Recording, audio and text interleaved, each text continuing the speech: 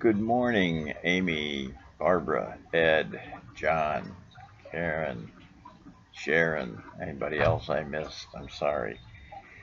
I can't be with you today this morning because of the fact I'm in Connecticut as we speak and as you watch this, and will not be returning for a couple more days.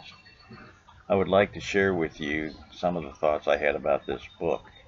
The first thought is that I'd rather be there and listen to what you folks have to say than what I have to say. I'm really interested in what people thought of this book.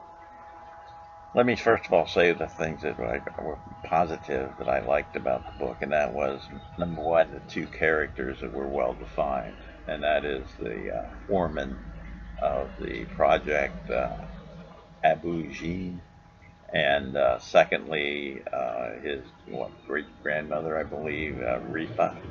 And those were two very strong and well defined characters. The rest of the characters, there were just so many of them and so many diverse ways they were presented that I really didn't remember them.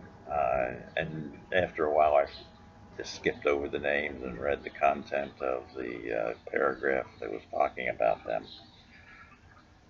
Secondly, I generally like citizens of the world and their stories. The citizen of the world is a person who does not belong to a single country. He has a passport, he or she has a passport for a particular country, obviously, but they don't spend much time there, and they feel at home just about anywhere they go. Thirdly, I like people who um, blindly pursue a goal without always knowing the means of how they are going to get there. And those are intriguing stories to me, sometimes called stories of passion. I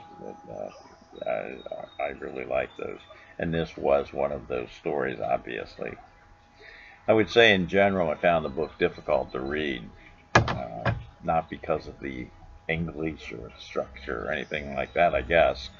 I just found my mind wandering off. I'd be reading, and then all of a sudden I'd be thinking of something that had nothing to do with the book, and my mind would be on automatic pilot, and I'd just go through the thing.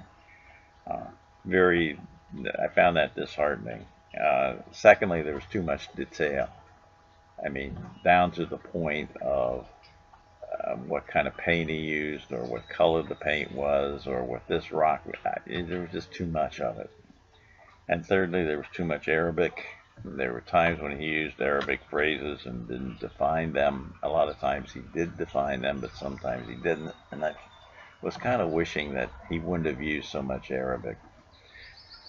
In general, if I had to grade the book for a class of mine, I would give it a C, and I'd on a letter grade basis, or possibly a 72 on a 0 to 100 basis.